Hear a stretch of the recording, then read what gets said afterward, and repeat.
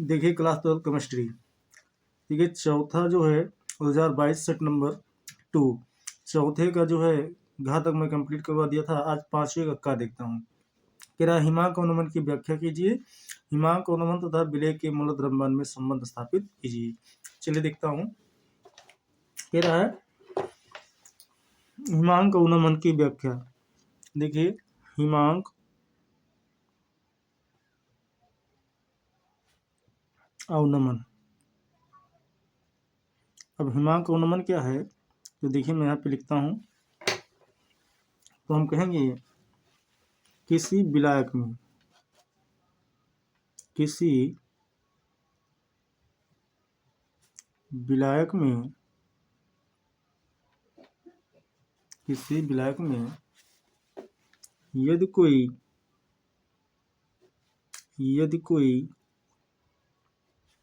आवासशील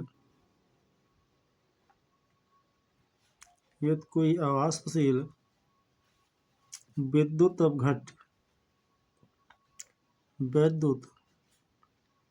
अपघट्य पदार्थ मिला दिया जाए, मिला दिया जाता है,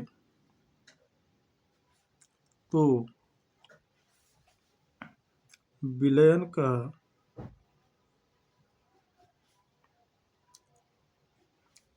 का हिमांक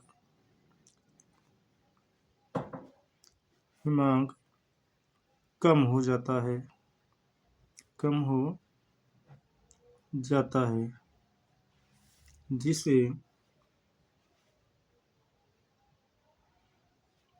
जिसके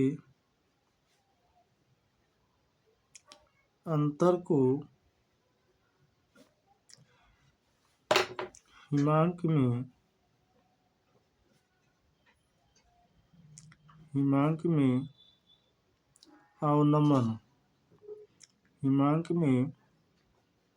अवनमन कहा जाता है। अब इसी में कह रहा है जो है कि हिमांक में अवनमन तथा विलय के मूल द्रव्यमान में संबंध। देखिए इसे डेल्टा टी एफ से प्रदर्शित करते हैं। इसे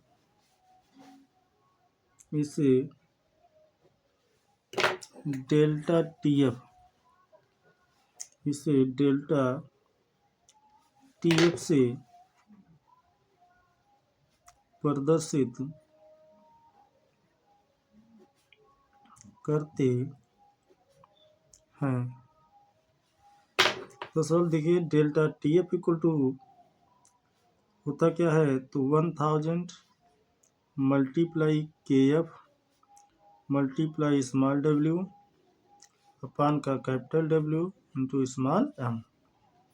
ये आपका क्या है, फार्मूला होता है हिमांक में अवनमन का।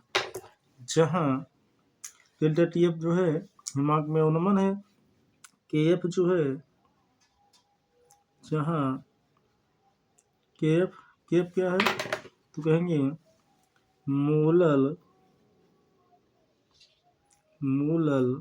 अवनमन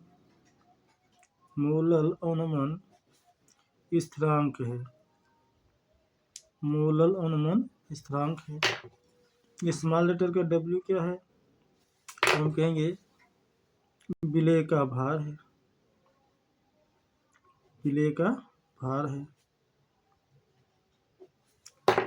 कैपिटल डब्ल्यू क्या है,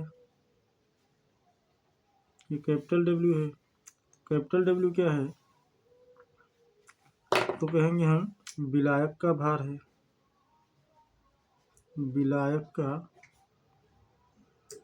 है। और स्मॉल लेटर का एम क्या है, तो हम कहेंगे मूलर द्रव्यमान है। ठीक है। अब इसके बाद इसी में देखिए पांचवें कह रहा है का, इसके बाद अब देखता हूँ पांचवें का खा कह रहा है प्रथम कोटि की अपक्रिया के वेग स्थिरांक के लिए इकाई तथा व्यंजक लिखिए। तो देखिए प्रथम कोटि की अपक्रिया का वेग स्थिरांक का इकाई और व्यंजक जो है हम करवा चुके हैं, आप प्ले लिस्ट में देख सकते हैं। और इसी का गा पाठ देखिए, कह रहा है अंतः संक्रमण तत्वों का समान इलेक्ट्रॉनिक विन्यास एवं 3 अवलक्षण गुणों को लिखिए। ये भी हम करवा चुके हैं, ठीक है, आप प्ले लिस्ट में देख भी सकते हो।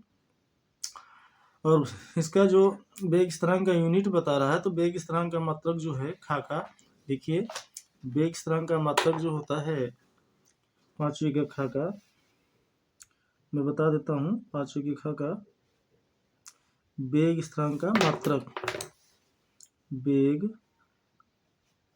स्थिरांक का मात्रक प्रथम कोटि की अपक्रिया के लिए वेग स्थिरांक का मात्रक सेकेंड इनवर्स होता है, सेकेंड इनवर्स होता है, ठीक है। अब इसके बाद देखिए इसी में जो है, तो अंतः संक्रमण तत्वों का सामान्य इलेक्ट्रॉनिक विन्यास भी हम कर एवं 3 अवलक्षण गुणों को लिखिए, इसको भी हम करवा चुके हैं, आप इसको भी देख सकते हैं। घ नंबर के उप सहसंयोजक योगों के संदर्भ में क्रिस्टल छेद सिद्धांत को समझाइए। देखिए क्रिस्टल छेद सिद्धांत क्या है, मैं यहाँ पे लिख दिया हूँ। क्रिस्टल छेद सिद्धांत क्या है, तो यहाँ पे ध्यान दीजिएगा, मैंने यहाँ पे लिख दिया है कि यह एक ऐसा सिद्धांत है जो सहसंयोजन युग्मकों की इलेक्ट्रॉनिक संरचना और गुणों की व्याख्या करता है। इसकी कुछ अवधारणाएं हैं। तो यह सिद्धांत धातु लिगेंड बंध को आयनित मानता है। और द्विकक्षक का विभाजन कैसे होगा, तो कहेंगे जब लिगेंड धातु आयन के पास आते हैं तो ये विभिन्न ऊर्जा स्तरों में विभाजित हो जाते हैं, अर्थात बढ़ जाते हैं। तो इसकी सीमा मैंने लिख दिया है, यह सिद्धांत सहसंयोजक अंतःक्रिया की उपेक्षा करता है। तो ये रहा आपका जो है कि 5वें का जो है घ नंबर क्वेश्चन, ये 5वें का जो है घ नंबर क्वेश्चन है, ठीक है, 5वें का घ पार्ट ये है। अब इसके बाद देखिए हम बात कर लेते हैं 6वें का तेरा 6वें का कह रहा है कि क्लोरीन बनाने की डीकन विद का रासायनिक समीकरण लिखिए तथा क्लोरीन से सोडियम ऑक्सीक्लोराइड और सोडियम क्लोरेट तथा कैल्शियम ऑक्सीक्लोराइड बनाने का रासायनिक समीकरण भी लिखिए। तो देखिए हम क्लोरीन बनाने की डीकन विद का रासायनिक समीकरण लिख देते हैं। देखिए तो क्लोरीन बनाने का डीकन विद से जो है रासायनिक समीकरण, तो इसके लिए देख लीजिए आप, यहाँ पे मैं लिखता हूँ, ठीक है। देखिए ये रहा 6वें का, तो 6वें का पार्ट देखिए डीकन विधि, डीकन विधि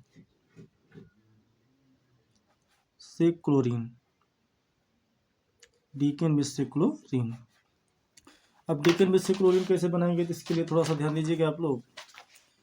तो इसमें होता क्या है, तो जो है हम कहेंगे हाइड्रोक्लोरिक एसिड को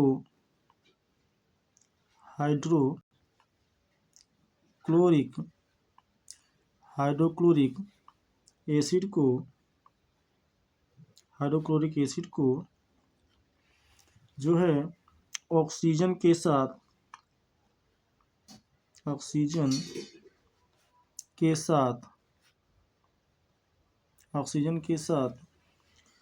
क्यूप्रिक क्लोराइड उत्प्रेरक की उपस्थिति में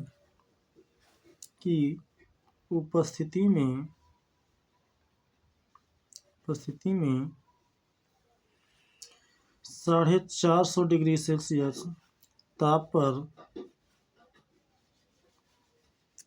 पर गर्म करके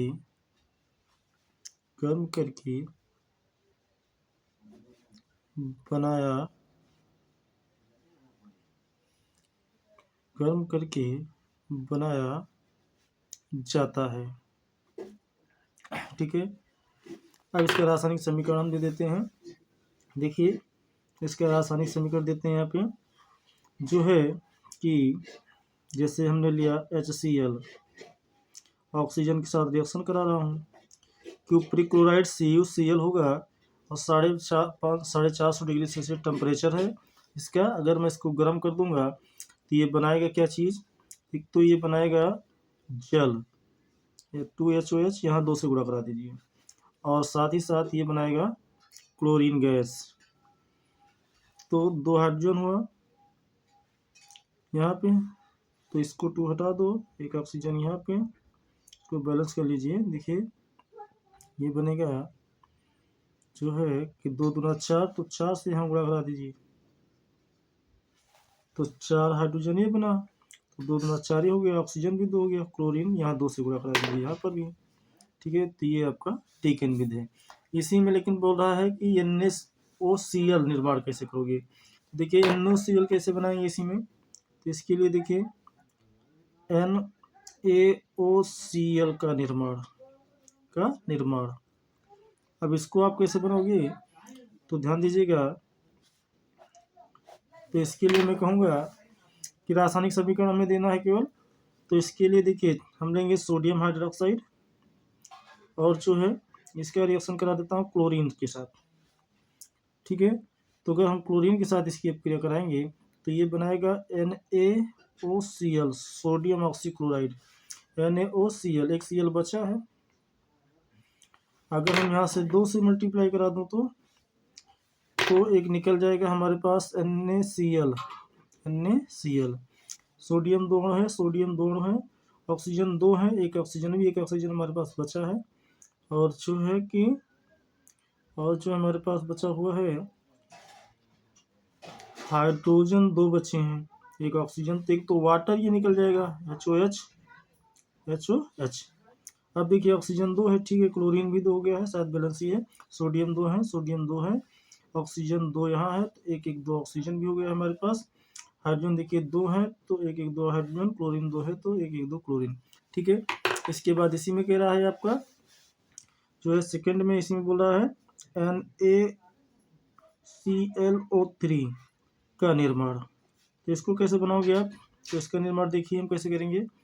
तो इसका निर्माण जो है इसे करेंगे सोडियम क्लोरेट। ठीक है, तो इसका निर्माण कैसे करेंगे, तो हम कहेंगे इसका रिएक्शन में देता हूँ यहाँ पे, जैसे मैंने कहा NaOH उठाया और रिएक्शन देता हूँ क्लोरीन के साथ इसका, तो ये बनाएगा NaClO3 प्लस का, इसमें भी एक NaCl निकलेगा, फिर NaCl और प्लस का इसमें भी वाटर निकलेगा HOH।